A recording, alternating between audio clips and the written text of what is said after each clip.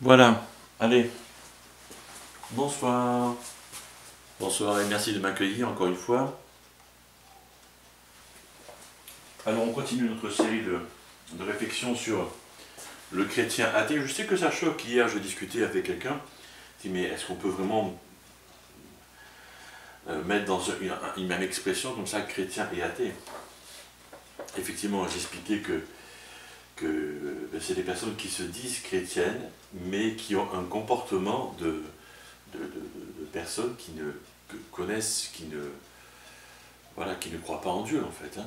Et effectivement c'est choquant, mais je choisis toujours des titres comme ça, non seulement qui accrochent, mais qui choquent aussi un peu, bien entendu, mais quelque part le comportement de certaines personnes est choquant.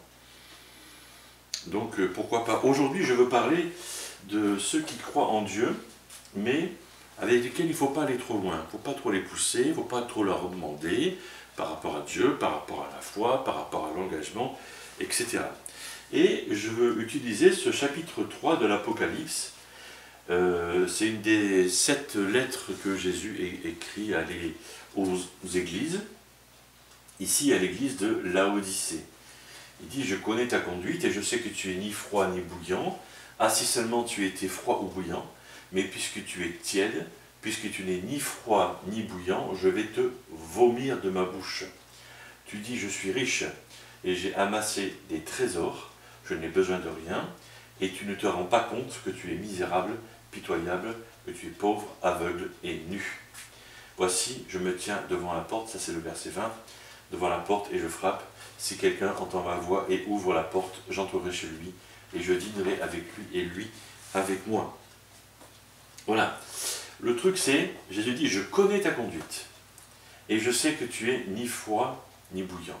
Si seulement tu étais l'un ou l'autre, mais puisque tu es tiède, et que tu es ni froid ni bouillant, et hier je les ai fait rigoler, parce qu'au lieu de dire je vais te vomir, je dis je vais te blé, parce que c'est exactement ce que ça veut dire, ce mot-là qu'on a traduit par vomir. C'est un peu comme quand tu manges un produit qui visiblement n'est plus bon, tu manges un œuf pourri par exemple, tu ne peux pas le garder en bouche en fait, tu dois le recracher, parce que tu ne peux même pas tes papilles ne le supportent pas, tu vois, c'est exactement ça, c'est ce que Jésus dit des chrétiens qui sont tièdes. Voilà, il dit ça. Cracher ou vomir pour Jésus signifie ça. Alors, un chrétien tiède, c'est quelqu'un qui n'a aucune passion, qui est vraiment apathique, qui n'a aucun entrain. Et Jésus vomit ces personnes, recrache ces personnes-là. Alors, c'est quoi un chrétien tiède? J'ai choisi 7 caractéristiques. J'aurais pu en choisir 4, comme 10 ou 15, peu importe. J'ai choisi 7, bien sûr. Il préfère l'acceptation des autres plutôt que celle de Dieu. 2 Timothée 3 dit, sache que dans les derniers jours, alors c'est intéressant, hier je disais que ça, on a l'impression que ça a été écrit cette semaine en fait. On a l'impression que ça décrit notre société actuelle. Il y aura des temps difficiles, les hommes seront égoïstes, amis de l'argent, fanfarons, hautains, blasphémateurs, rebelles à leurs parents, ingrats, irreligieux, insensibles, déloyaux, calomniateurs, intempérants, cruels, ennemis des gens de bien, traîtres, emportés, enflés d'orgueil, aimant le plaisir plus que Dieu, ayant l'apparence de la piété, mais reniant ce qui en fait la force. On a l'impression que c'est une photo de nos sociétés actuelles. Voilà.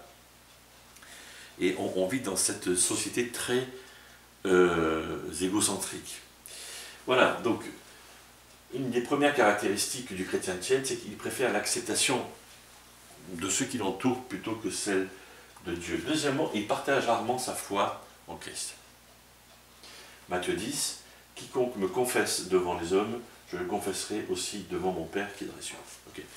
Donc, alors pourquoi un chrétien tiède ne partage pas sa foi? Parce que c'est pas le bon moment, parce que pour ne pas blesser l'autre, pour ne pas être rejeté, parce que c'est bizarre, parce qu'il y a toujours une excuse en fait. Hein. Voilà, parce que peut-être qu'il croit que l'autre est tellement loin de Dieu que Peut-être que Dieu n'est pas assez fort pour le convaincre, ou que la personne n'est pas assez forte pour venir à Dieu. Enfin bon, on trouve toujours un tas d'excuses. Et puis, troisièmement, le chrétien tiède rationalise ses péchés. Qu'est-ce que ça veut dire? Eh bien, ça veut dire que depuis des années, on a changé le nom des péchés. Et en faisant ça, on les a rendus moins graves. Par exemple, l'adultère, quand un mari trompe sa femme, ou quand une femme trompe son mari, on ne va plus dire adultère aujourd'hui. On va dire une liaison, ou une relation extra-conjugale.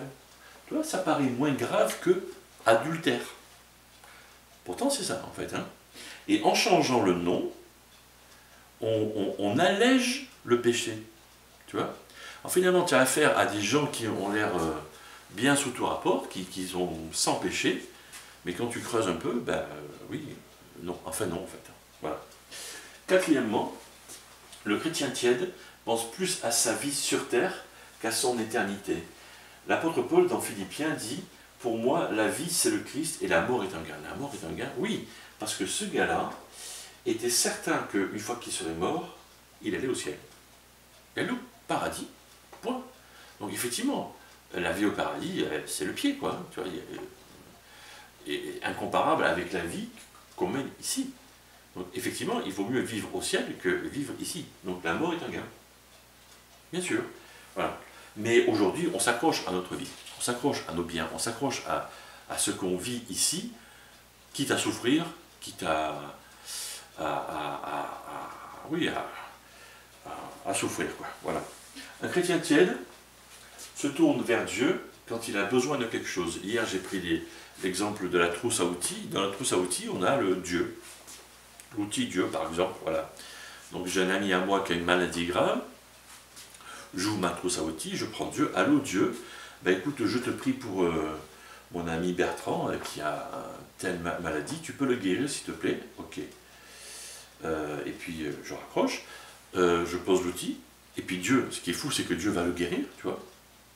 Extraordinaire Dieu quand même, gentil Dieu, plein de grâce et de bonté, bref. Et puis, on va même pas lui dire merci aussi, bon, pourquoi faire? Et puis voilà. Et puis 6 mois après, c'est mon gamin, notre gamin, qui a un problème, un souci, décroche, on ouvre la trousse à outils, allô Dieu, écoute, j'ai un souci avec mon enfant, tu peux faire quelque chose s'il te plaît? Pouf. Et puis entre-temps, c'est rien passé. Alors que Dieu attend de nous une relation de tous les jours, en fait. Hein. Voilà. Et une relation de tous les jours, c'est parler à Dieu, ben, comme je vous parle en ce moment, comme des amis, quoi. C'est ça que Dieu attend. Pas seulement qu'on le dérange quand ça ne va pas. Non. On est tout le temps en train de lui parler. Au moment où je vous parle, je parle à Dieu et je sais que Dieu est là. C'est tout simplement, c'est simple. Un chrétien tiède donnera de l'argent chaque fois que c'est facile. Bon, alors je fais mes comptes ce mois-ci. Bon, il faut que je paye mon loyer, ma nourriture, mes assurances, mes impôts, mes ceci, mes cela, ok.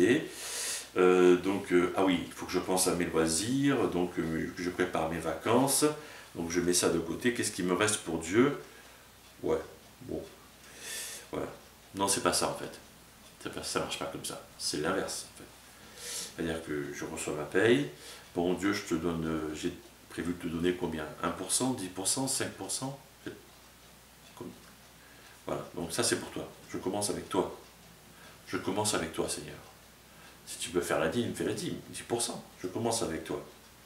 Et après, je sais que tu m'aideras à tenir mon budget, à payer mes factures et à manquer de rien. C'est ça.